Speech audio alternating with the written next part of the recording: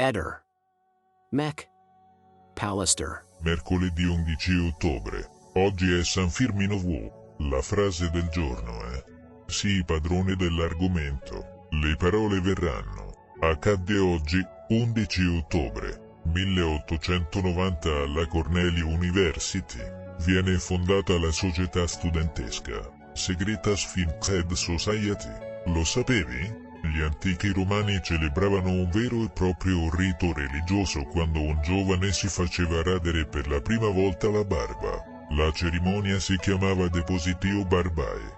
Deposizione della barba. Era un giorno solenne, con feste e banchetti ai quali erano invitati gli amici di famiglia. La barba tagliata per la prima volta doveva essere offerta alle divinità. Ehi, non dimenticare di iscriverti a questo canale.